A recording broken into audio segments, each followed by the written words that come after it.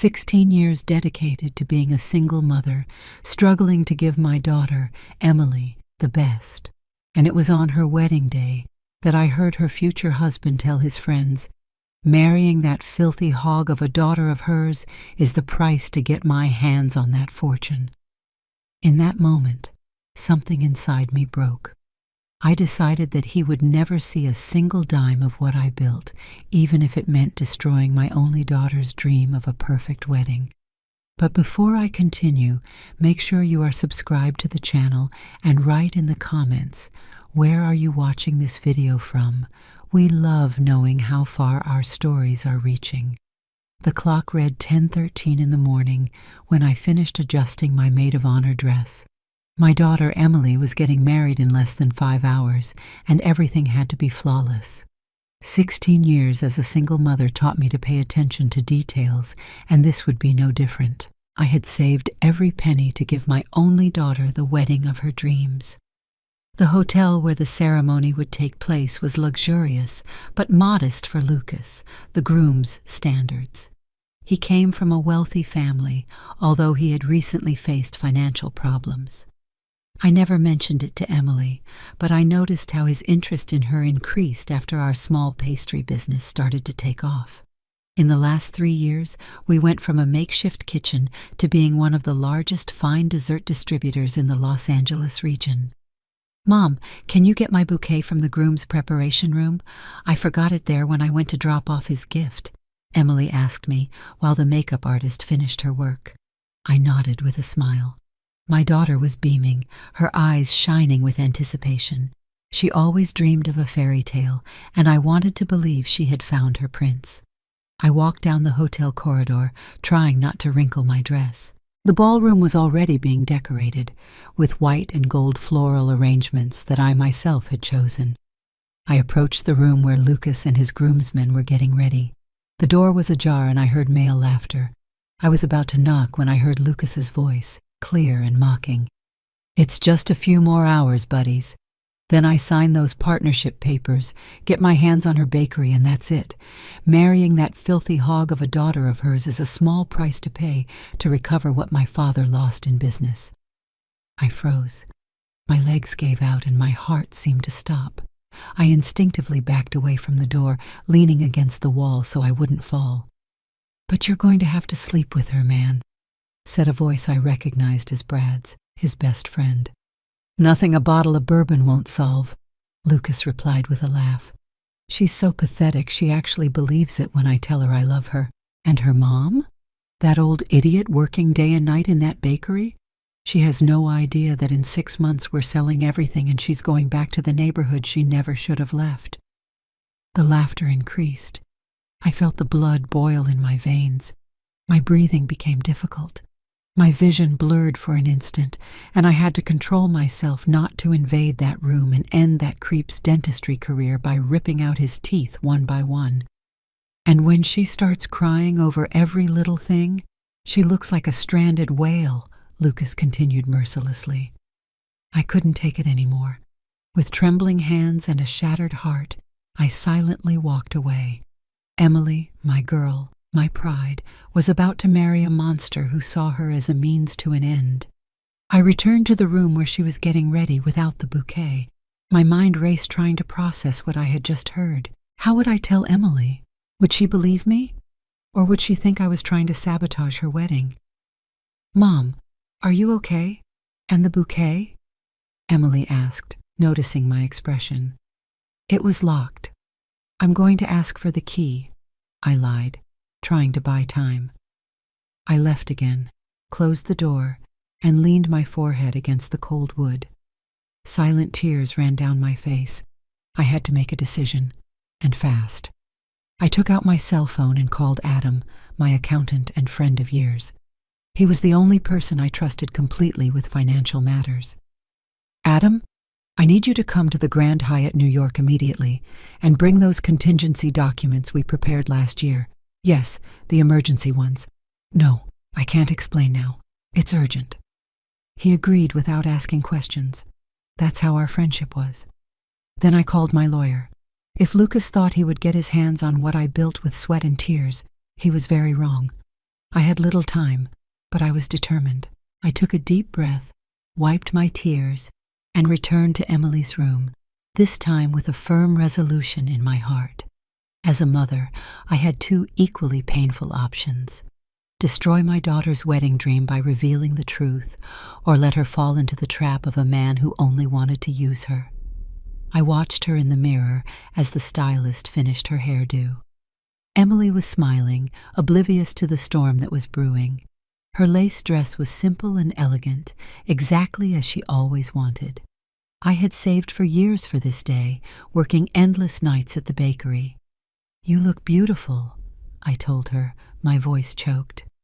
"Mom, don't cry yet. You're going to ruin your makeup," she joked, unaware of the real reason for my tears. What she didn't know was that in the next few hours I would take drastic measures that would change our lives forever. The determined woman who had built a business from scratch was about to show her claws. Adam arrived in record time, carrying a black briefcase under his arm. We met in the hotel lobby, in a discreet corner near the emergency stairs. "Regina, what happened?" he asked, worried. I told him everything I had heard, every dirty word that came out of Lucas's mouth. Adam turned pale. Then I saw anger grow in his eyes. "That scumbag," he murmured. "What are we going to do?" "Implement the contingency plan now, not later, not tomorrow, now." The contingency plan was something we had prepared when we began expanding the business, a way to protect the company in case something happened to me. I never imagined we would use it to prevent a scammer son-in-law from taking control of everything. "Regina, are you sure? This will completely prevent Lucas from having any access to the company's assets, but it also means Emily won't be able to touch the money until the terms we establish," he finished. "Yes, I'm sure. It's the only way to protect her." Adam opened the briefcase and we started reviewing the documents. We called the notary and the bank, using our connections to speed up procedures that would normally take weeks. In 2 hours, Emily's Delights Bakery no longer belonged to me, but to a holding company that I controlled. Any significant financial decision would need my signature and that of at least 2 of the administrators I named, Adam and my sister Martha. Emily would continue to be a beneficiary, receiving her allowance, but she could not sell, transfer, or use the company as collateral for loans. Most importantly, her future husband would have no rights to the business, regardless of the marital property regime they chose. While Adam finalized the procedures online, I went back to see Emily. She was having lunch with the bridesmaids, laughing and sharing childhood stories. My heart sank. Would this be her last moment of genuine happiness? I hesitated at the door, watching her. It was my duty to protect her, even if it meant hurting her. But how to tell her the truth without destroying her special day? How to prove what I had heard? "Mrs. Regina." The voice of Carla, the wedding planner, brought me back to reality. "Everything okay? The musicians need guidance on when to start." "Yes, I'm coming," I answered automatically. When I returned to the lobby, Adam handed me a folder with documents. "It's done," he said. I signed as a witness. Martha sent the digital power of attorney. The transfer of assets is concluded. Lucas can't touch anything, even if he marries Emily. I sighed, feeling a weight lift from my shoulders, but another much heavier one taking its place. I had protected the assets, but what about my daughter's heart? "Regina," Adam held my hands, "you have to tell her before the ceremony." "I know," I whispered. "But what if she doesn't believe me? What if she chooses to stay with him anyway?" "Then she will do so knowing the truth. She's an adult. She needs to make her own decisions." At that moment, I saw Lucas entering the lobby with his groomsmen. They were laughing, adjusting their ties, completely oblivious to my presence. The rage returned with all its force. "I'm going to tell her now," I decided. When I entered the room, Emily was alone, already dressed and ready. She looked like a princess in her white gown, the delicate veil framing her face. She smiled when she saw me, but her smile disappeared when she saw my expression. "Mom, what's wrong? Did something happen?" I sat next to her, holding her hands. "Emily, my love, I need to tell you something very difficult." I took a deep breath, trying to find the right words. "Today, when I went to get your bouquet, I overheard Lucas talking to his groomsmen." I told her everything, every cruel word, every mocking laugh. As I spoke, I saw her face transform. First disbelief, then confusion, and finally a pain so deep that I thought my heart would break along with hers. "No," she shook her head, pulling her hands away. "He wouldn't do that. You must have misheard." "Honey, I know it's hard to believe, but—" "No, Mom." Her voice rose. "You never liked him. You always thought he was with me for the money." "Emily, I heard it with my own ears," I insisted, remaining calm. "He called you horrible things. He said marrying you was just a small price to pay to get his hands on the bakery." Tears began to stream down her face, ruining the perfect makeup. "Why are you doing this today of all days?" She stood up, moving away from me. "Because I love you, honey, and I'd rather you hate me now than discover the truth when it's too late." She turned to the mirror, trying to hold back the sobs. "I want to talk to him," she decided, grabbing her cell phone. "I'm going to ask him directly." "Emily, he's going to deny it." "It's my wedding," she cried, which was unusual for her. My daughter was always sweet and composed. "It's my life. I decide what to do." She was right. It was her life, her choice. I had done my part in protecting the assets and telling her the truth. The rest was in her hands. "Okay," I conceded. "Talk to him. But first, I want you to know something." I handed her a copy of the documents I had signed with Adam. "What is this?" "I transferred the bakery to a holding company. You'll still receive your allowance, but neither you nor Lucas can sell or use the company as collateral. It's a protection measure I took today, after what I heard." Emily skimmed the papers, her expression moving from shock to indignation. "You did this without consulting me? How could you?" "It was necessary. If I'm wrong, it won't make a difference. But if I'm right—" I left the sentence hanging in the air. She stared at me for a long moment, silent tears running down her face. Then she took out her cell phone and called Lucas. "Leo, I need to talk to you. Now. It's urgent." Her voice trembled. "Come to my room." After hanging up, she turned to me. "I want you to stay, Mom. I want you to hear what he has to say." I nodded, and we waited in tense silence. A few minutes later, someone knocked on the door. Lucas entered the room with that charming smile that had so bewitched my daughter. He wore an immaculate suit, hair slicked back, the perfect image of the anxious groom. His smile wavered when he saw me there. "Sweetheart, what's wrong? You shouldn't be ready to—" He stopped, noticing the tears on her face. "What happened? Why are you crying?" Emily took a deep breath, wiping her tears. "I need to ask you a question, Leo, and I want you to be completely honest." Lucas looked at me, then back at her, visibly uncomfortable. "Of course, my love. Anything. Are you marrying me for love or for the bakery's money?" The silence that followed was deafening. I saw Lucas's face cycle through several emotions in seconds: surprise, confusion, calculation, and finally a mask of indignation. "What kind of question is that?" He approached her, trying to take her hands. "Of course I'm marrying you for love. Where did you get that idea?" Emily pulled away, maintaining her distance. "My mother overheard you in the room with the groomsmen. She said you called me a filthy hog, that marrying me was just a small price to pay to get your hands on the bakery." Lucas glared at me, then forced a laugh. "And you believed her? Emily, your mother never liked me.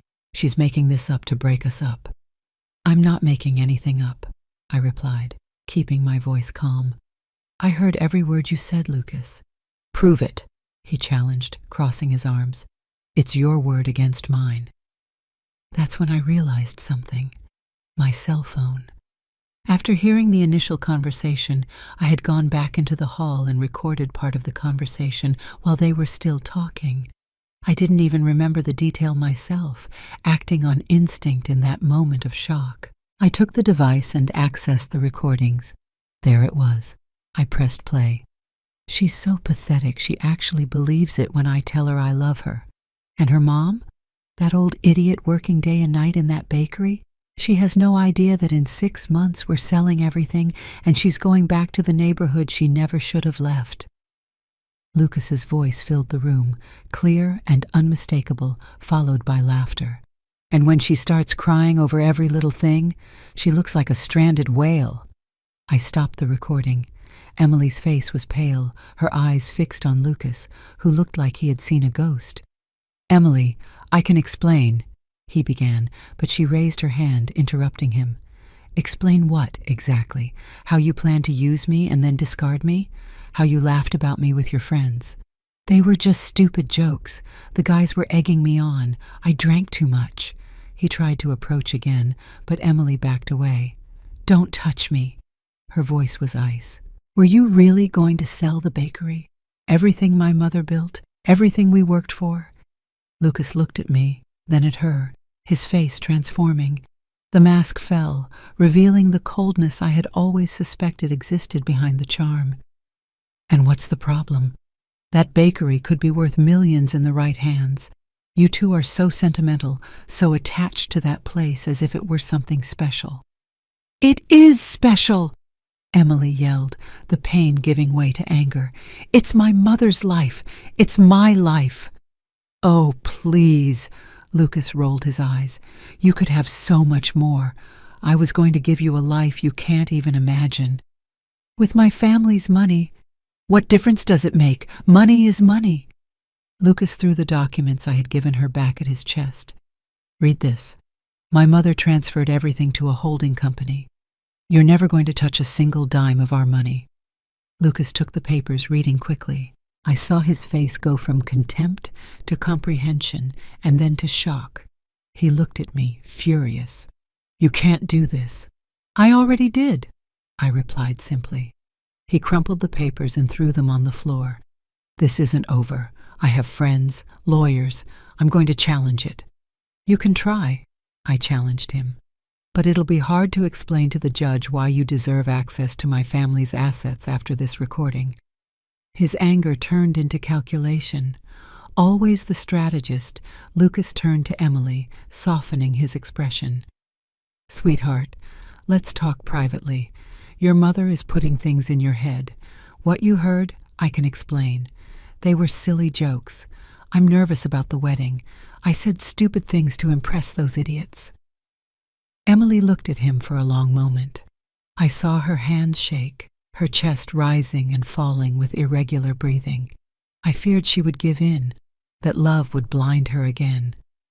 Get out of my room, she finally said, her voice low but firm.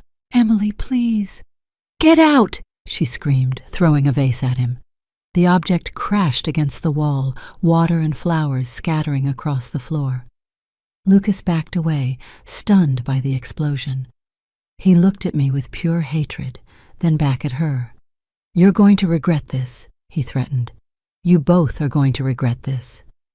Then he left, slamming the door. When we were alone, Emily collapsed onto the floor, sobbing. I rushed to hug her, holding her as her body trembled with the crying. My girl, my baby, my heart. Seeing her suffer like this felt like my soul was being torn apart. I loved him so much, Mom, she cried. How could he? How did I not see it? He was good at lying, honey, I whispered, cradling her like when she was little. And you are good at seeing the best in people.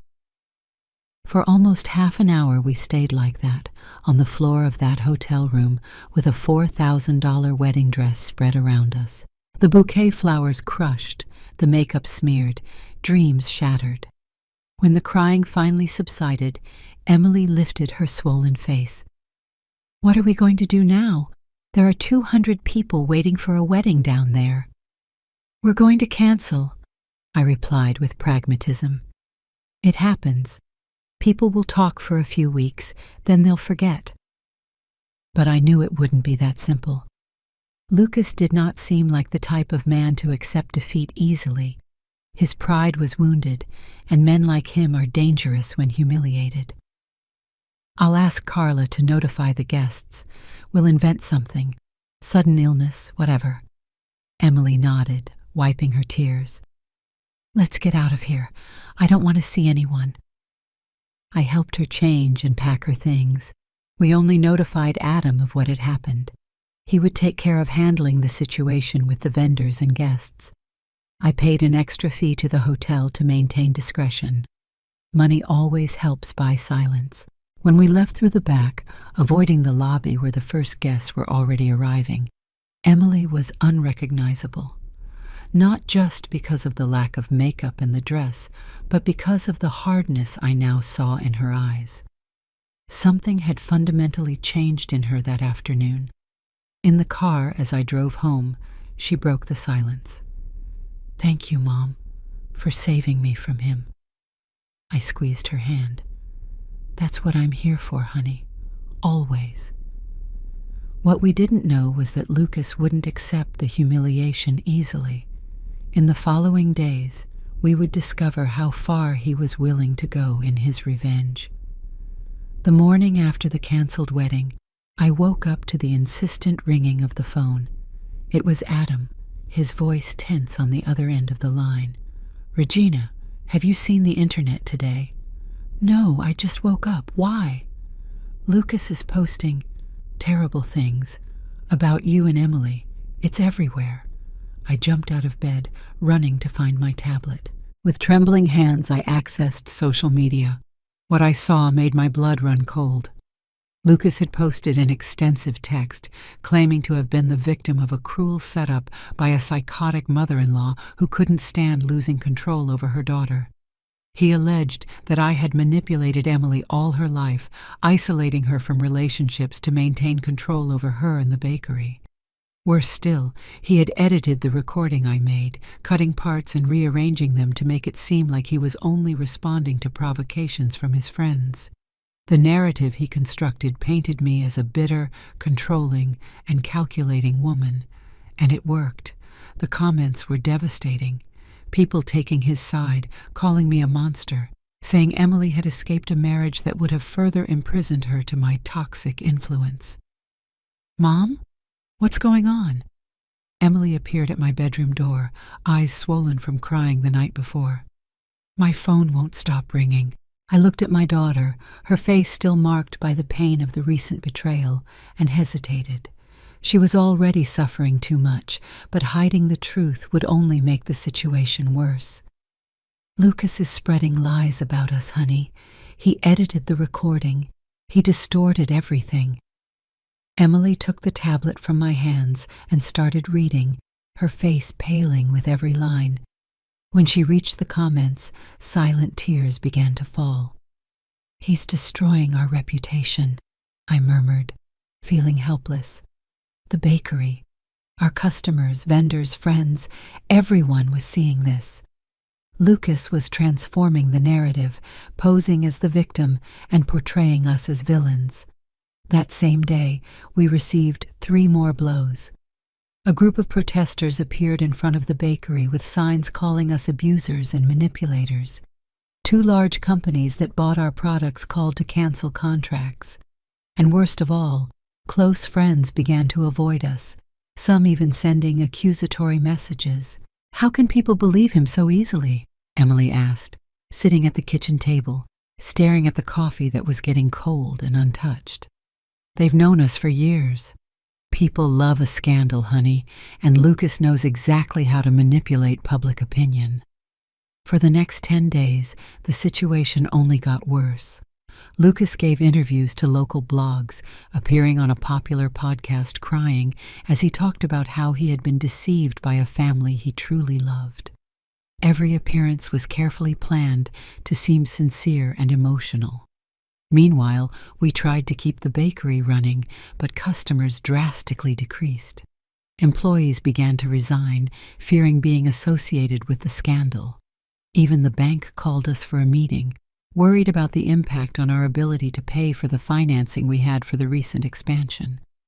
Emily was devastated. The sparkle had disappeared from her eyes. She barely ate. She barely slept. One night I walked into her room and found her sitting in the dark, looking at old photos with Lucas.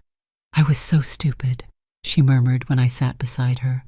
All the signs were there, the way he always asked about the bakery, how he became more interested in me after we started expanding. "You weren't stupid, honey. You were deceived by someone who made that his profession. People think I'm weak, that you control me." She looked at me, her eyes red. "That's what hurts the most. As if all the work we did together, as partners, was some kind of abuse on your part." I hugged her, feeling my heart break once again. Emily was always my pride. Since she was little, she showed interest in baking, learning every recipe, every technique. When I finished paying off the house loan and was able to reinvest, it was she who suggested expanding into the corporate events market. We worked together as equals, despite the age and experience difference. And now Lucas was rewriting our history. On the 12th day after the canceled wedding, when we thought things couldn't get any worse, Adam appeared at our house with alarming news. "Lucas filed a lawsuit against you," he said, placing the papers on the kitchen table. "He's alleging emotional distress, defamation, and breach of contract." "Breach of contract?" I asked, incredulous. "What contract?" "He says there was a verbal agreement to make him a partner in the bakery after the wedding, and that you, Regina, deliberately sabotaged everything out of jealousy and control." "That's absurd," I exclaimed. "Absurd, but dangerous," Adam warned. "He hired Mark Thompson." My stomach dropped. Mark Thompson was one of the most aggressive lawyers in the city, known for turning simple cases into bloody media battles. He didn't just represent clients in court, he created public spectacles that destroyed reputations. "And there's more," Adam continued, hesitant. "Carla, the wedding planner, is on his side. She's saying she heard you, Regina, planning to sabotage the wedding weeks before." "What?" Emily stood up, indignant. "That's a lie. Mom worked day and night to organize everything perfectly." "I know," Adam sighed. "But Lucas probably bought her off, or threatened her. He has resources and is willing to use them." That night, after Adam left, Emily and I sat in silence on the porch, watching the stars. The bakery we built together was at risk. Our reputation was shattered, and a threatening lawsuit loomed over our heads. "What are we going to do, Mom?" Emily finally asked, her voice small in the dark. I looked at my daughter and felt a determination grow inside me. Lucas wanted war? He would get war. "We're going to fight," I replied, my voice firm. "I didn't build a business from scratch, raise you alone, and overcome everything we faced to give up now." The next day, I called Elizabeth Vasquez, a formidable lawyer I had met years ago at an event for female entrepreneurs. She wasn't cheap, but she had an iron reputation and an impressive win rate. Elizabeth listened to our story, examined the evidence, the original recording, the signed documents, Lucas's posts, and nodded gravely. "He's playing dirty, but he made mistakes," she said, her eyes shining with determination. "First, the recording's editing is detectable by any expert. Second, his accusations are defamatory. Third, he has no proof of that alleged verbal agreement about the partnership." "But what about the wedding planner?" I asked. "She's lying to support him." "We'll deal with her," Elizabeth guaranteed. "People who are bought often have compromised histories. Leave that to me." Elizabeth set up a two-pronged strategy, legal and public. We filed a countersuit for defamation and emotional distress. Simultaneously, she hired a crisis management firm to help us win back public opinion. The following days were a whirlwind. Elizabeth obtained a court order for Lucas to remove the defamatory posts. He complied, but the damage was already done. The communication team advised us not to respond directly to the accusations on social media, but to keep the focus on our work. "You have a strong story," explained Marcia, the communications specialist. "Single mother building a business with her daughter, overcoming adversity. We're going to focus on that, not his accusations."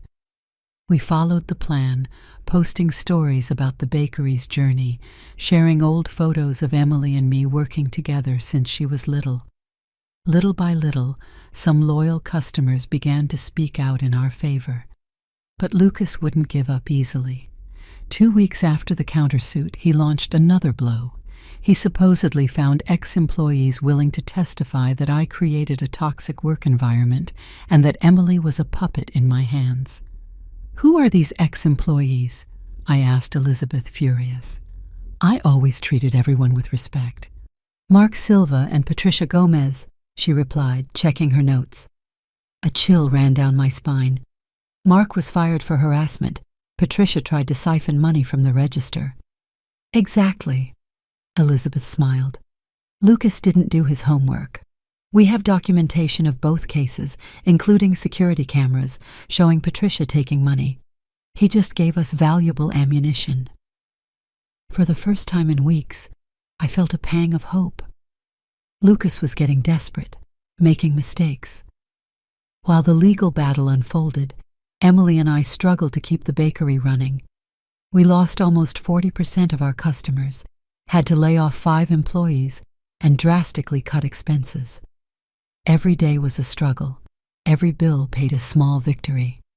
One afternoon, while Emily and I were working in the bakery kitchen, now with only 3 employees when we had previously had 15, the door opened. It was George, one of our oldest vendors, whom we hadn't seen since the scandal. "Regina? Emily?" he said, looking uncomfortable. "Can we talk?" I wiped my hands on my apron, exchanging a worried look with Emily. "Of course, George. What's wrong?" "Actually, yes." He placed a folder on the counter. "I received an offer from Sweet Dreams to supply them exclusively. They offered double what I charge for your orders." Sweet Dreams was our biggest local competitor. The owner, Charles Martin, had always been a respectful competitor, until now. "But you came to warn us before accepting," I concluded, seeing in his eyes that he was conflicted. "You were my first customers," he explained. "When I started planting organic fruit, no one wanted to pay the fair price. You paid it. That saved my farm." Emily came closer, touching his arm. "George, we understand. You have a family to support. If you need to accept their offer—" "It's not just that," he interrupted. "Charles looked me up yesterday. When I asked him why the sudden interest in my products, he confessed that Lucas had contacted him. He suggested a partnership to, how did he put it? Finish you off once and for all." My blood ran cold. "Lucas is orchestrating a boycott of our vendors?" George nodded. "And customers, too. He's offering commissions to anyone who switches vendors. Charles didn't want to participate initially, but the pressure is building." "Why are you telling us this?" I asked, suspicious. "Because it's not right," he replied simply. "I don't know what happened between you and that boy, but I've known you two for 10 years. You are honest people, and he's playing dirty." After George left, rejecting Sweet Dreams' offer despite our encouragement for him to accept it, Emily and I sat, stunned.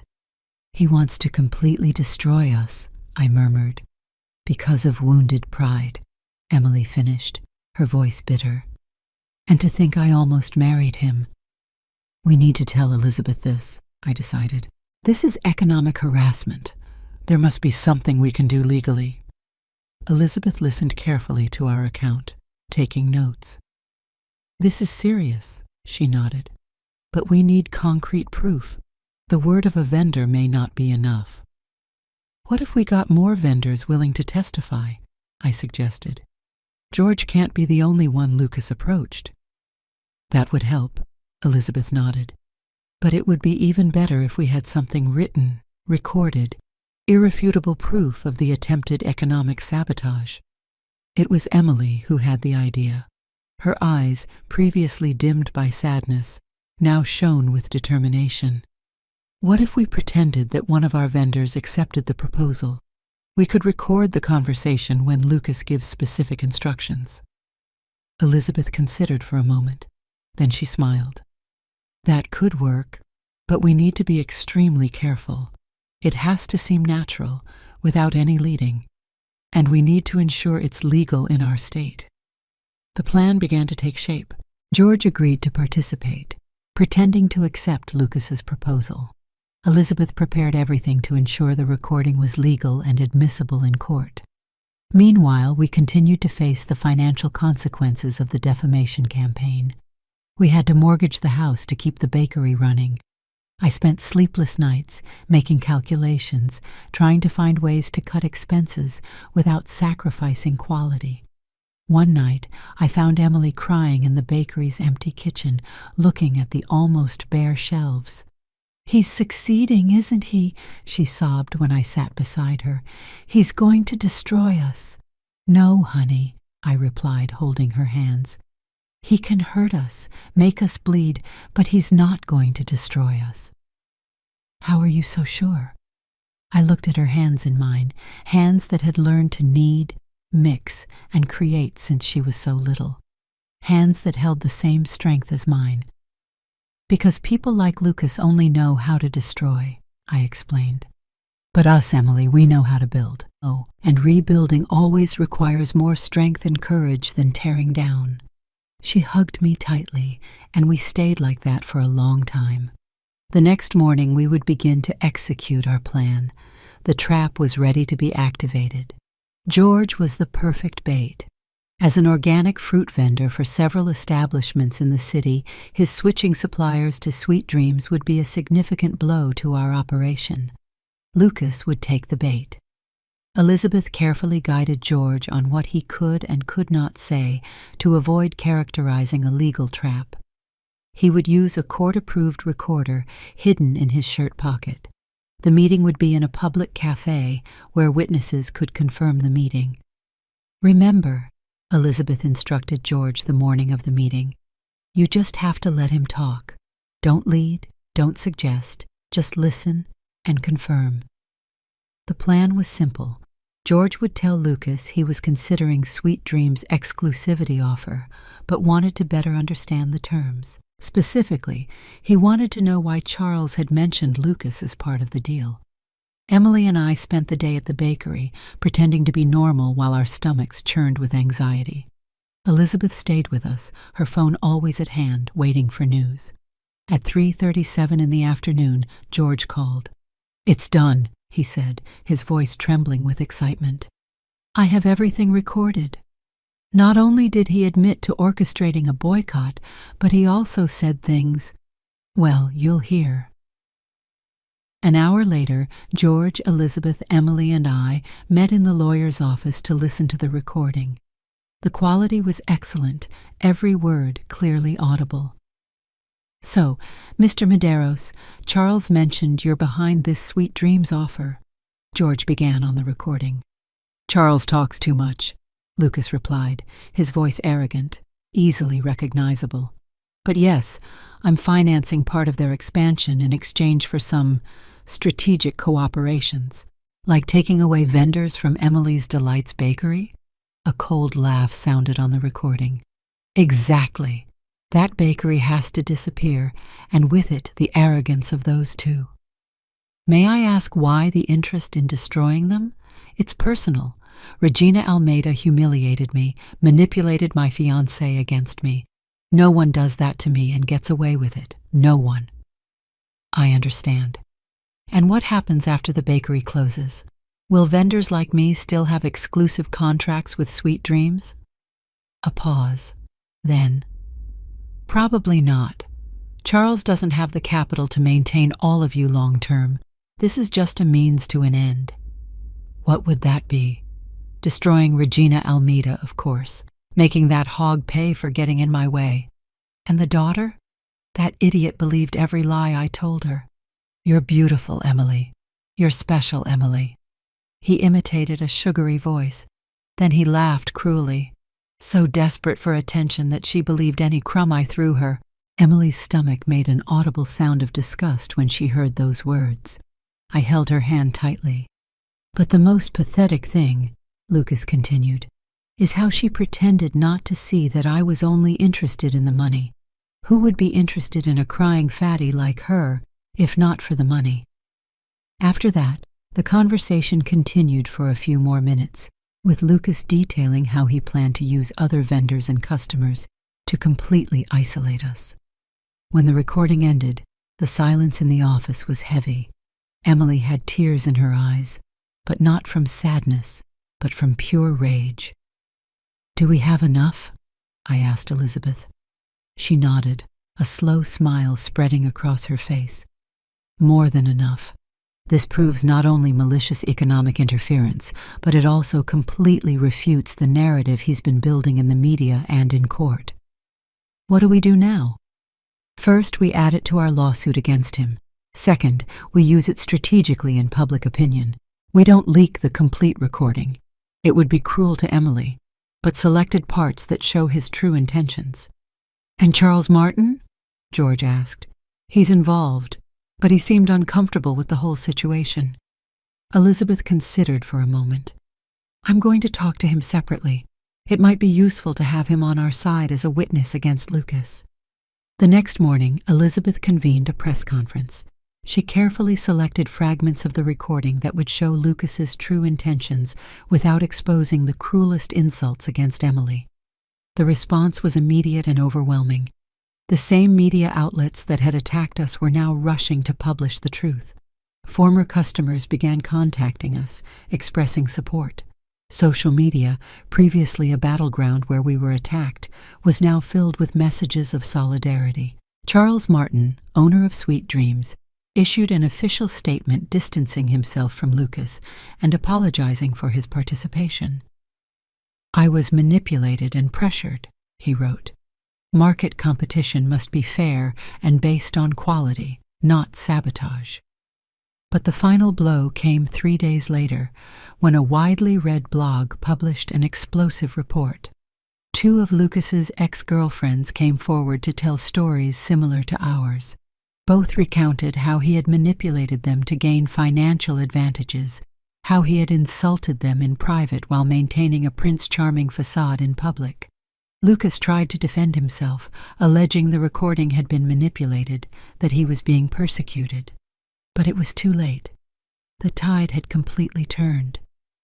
2 weeks after the countersuit, we received a settlement proposal. Lucas would drop all accusations against us if we dropped ours against him. "He's desperate," Elizabeth observed. "His image is destroyed. Clients are abandoning his consulting firm. No one wants to be associated with him." "Should we accept?" I asked, looking at Emily, leaving the decision in her hands. My daughter, who had grown so much during that ordeal, shook her head firmly. "No," she said, her voice quiet but determined.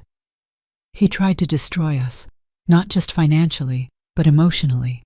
He wanted me to believe I was unworthy of true love. I want him to face all the legal consequences." Elizabeth smiled, proud. "I completely agree. And with the evidence we have, I can guarantee he will face significant consequences." The process continued. 3 months later, the judge delivered his verdict. Lucas was convicted of defamation, malicious interference in business relationships, and harassment. He was ordered to pay a substantial indemnity, in addition to publicly retracting his statements. The bakery slowly began to recover. Customers returned. New contracts were signed. The road would be long, but we were back. One afternoon, while Emily and I were working in the kitchen, testing a new recipe, she broke the comfortable silence. "Mom, did you ever wonder, if I had married him, how long it would have taken me to realize the truth?" "I don't know, honey. Maybe days, maybe years. The important thing is that now we know." Sometimes I think I should thank you for overhearing that conversation on the wedding day, she continued without looking at me. But other times, I feel like I should have trusted you immediately without needing proof. I touched her face gently, turning it toward me. Emily, you loved him. Love blinds us sometimes. Don't blame yourself for doubting. She smiled sadly. I guess I learned the hard way that not everyone deserves our heart. It's a tough lesson, I agreed. But you survived, we survived, and we came out stronger. That night, after closing the bakery, I stayed for a few minutes alone in the kitchen. I looked around, at the ovens where thousands of desserts had been created, at the countertops where Emily learned to mix doughs, at the small office where we planned the business expansion. Lucas had tried to take all this away from us, not just the business, but our dignity, our reputation, our mother-daughter relationship. He almost succeeded. But in the end, what saved us was not just the recording or the legal strategy. It was the unbreakable bond between mother and daughter, a connection that no man, no matter how manipulative, could completely break. A year after the almost marriage, as Emily and I began to call it, our bakery not only survived, but was flourishing. The publicity, ironically, ended up putting us in the spotlight. Our story of resistance against a vengeful scammer resonated with many people, especially women. We received invitations to give talks at events for female entrepreneurs. Emily, initially reluctant to speak publicly about her experience, gradually found her voice. She began using her story to alert other women about manipulative relationships. The greatest danger, she would say in her talks, is not the declared enemy, but the one who presents himself as your biggest admirer while planning your downfall. One night, after one of these events, a young woman sought out Emily, crying. "Your story saved me," she confessed. "I was about to hand over total control of my family's businesses to my fiancé. After hearing you, I started noticing small signs I had ignored." Moments like this healed something deep in Emily. Her personal pain was transformed into purpose.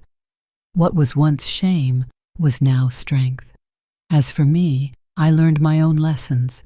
The main one, never underestimate what a mother is capable of doing to protect her daughter. The day I heard Lucas call my daughter a filthy hog, something primal awakened in me, a strength I didn't even know I possessed. I also learned about forgiveness, not to Lucas, who never showed genuine remorse, but to myself. For months I tortured myself wondering if I could have prevented all that, if there were signs I ignored, questions I didn't ask. Elizabeth, who had become a close friend, helped me understand that Lucas was an experienced predator.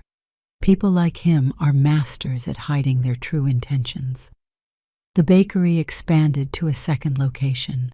We hired more employees, including 3 women who had lost jobs during the pandemic. We created a small training program for single mothers, teaching them the basics of baking so they could work from home. One quiet afternoon, when the first batch of cinnamon rolls had come out of the oven and the aroma of cinnamon filled the store, Emily called me into the office. "Mom, I have something to show you." She opened her laptop and showed me an email. It was from a publishing house, inviting us to write a book about our story and the bakery's journey. "What do you think?" she asked, her eyes shining with excitement. "I think we have a story worth telling," I replied, smiling. We started working on the book that same week. Writing it was a cathartic process. Reliving the painful moments wasn't easy, but there was something liberating about narrating our own story, in our own words, without distortions or manipulations. The book was published 8 months later. Sweet Revenge, How I Saved My Daughter and Our Business from a Scammer, became a modest success, primarily among female entrepreneurs and single mothers.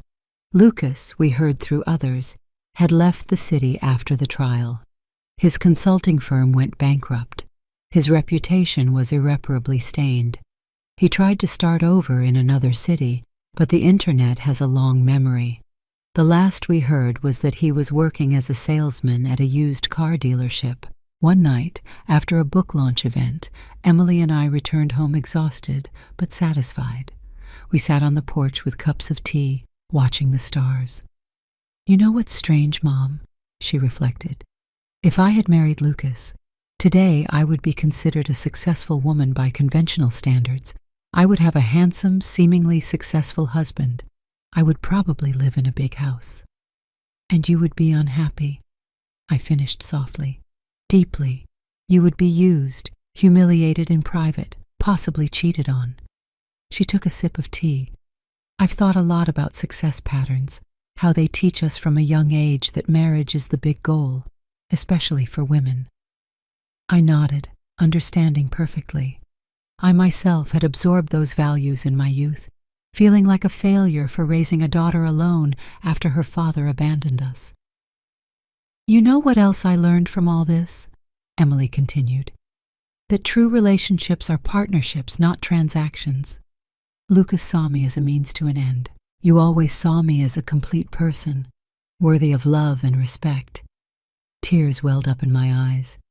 "You were always my greatest pride, Emily, from the very first moment. That's why I decided something." She straightened up, assuming that posture I recognized from when she made important decisions. "I'm going to get my master's in business administration. I want to expand the bakery even further, maybe even to other states. And yes, one day I'll get married, I'll have children, but it will be because I want to, not because I need validation or because I think it's what I should do." I squeezed her hand, my heart overflowing with pride. "You will be incredible in everything you choose to do." 2 years after that conversation on the porch, Emily's Delights Bakery had transformed into a chain with 4 locations. Emily was in her last semester of her master's degree, implementing new management strategies that had increased our efficiency by 30%. As for me, I began to gradually step away from the daily operation, trusting Emily and the talented team we built. Not out of lack of interest, but because I knew it was time to allow my daughter to fully assume her role as a leader. We still lived together, but Emily had bought her own apartment that she was slowly remodeling. "It's important for us to have our own spaces," she explained. "But we'll always be partners, Mom." On a particularly busy morning, when the main bakery was full of customers and the aroma of fresh biscuits filled the air, I saw a familiar face enter. It took me a few seconds to recognize Carla, the wedding planner who had falsely testified in favor of Lucas. She looked nervous, glancing around as if she feared being kicked out. Emily was at the register, serving customers with her characteristic smile. When she saw Carla, her smile momentarily wavered. I approached, curious and a little apprehensive. "Regina," Carla greeted, her voice low. "Emily, I came to apologize." We exchanged surprised glances. "Lucas threatened me," she continued. "He said he would ruin my business if I didn't confirm his version. I had just invested all my savings in the event company, and I was scared." She swallowed. "It's no excuse, I know, but I wanted you to know that I deeply regret it." Emily looked at me, then at Carla. For a moment, I thought she would ask her to leave. Instead, she offered her one of the freshly baked sweet rolls. "Thank you for coming," my daughter said simply. "That takes courage." Carla accepted the roll with tears in her eyes. "You built something incredible here, something honest. I am so sorry I contributed to almost destroying it." After she left, Emily turned to me with a sad smile. "Forgiving is also a choice, isn't it?" "One of the hardest," I agreed. That small moment of reconciliation seemed to symbolize everything we had experienced and learned. Lucas tried to destroy us by using our insecurities against us. He tried to transform Emily's kindness into weakness, my maternal protection into toxic control. But he failed because he underestimated what is built with true love, whether it's a business, a mother-daughter relationship, or a person's character. Those things can be attacked, they can even be damaged, but they have a resilience that no lie can completely destroy. That night, as we closed the bakery, I watched my daughter organizing the last details, reviewing the orders for the next day, smiling at the employees as they said goodbye. I couldn't help but think of the day I heard those cruel words from Lucas, the pain I felt, the rage that consumed me, the fear of losing my daughter to a man who only wanted to use her. In that moment of desperation, I had made a choice, to fight for the truth, even knowing that it could cost me my daughter's love. It was the hardest decision of my life. Now, seeing Emily strong, confident, and truly happy, I knew I had made the right choice. "What are you thinking about, Mom?" Emily asked, noticing my contemplative gaze. "About how sometimes the worst moments can lead us to the best places," I replied, smiling, "and how proud I am of the woman you've become." She hugged me, and in that embrace was all our history, the love, the pain, the struggle, and finally, the victory. Not just against Lucas, but against everything he represented. Lies, manipulation, the belief that love is a weakness to be exploited. We learned the hard way that true love is not blind, but sees clearly and chooses to love anyway, and that the truth, no matter how painful it is at the moment, is always the safest path home. Now, if you liked this story, click to subscribe, and tell me in the comments which part left you speechless. Oh, and don't forget to become a member to get access to exclusive videos that I don't publish here. I'll see you there.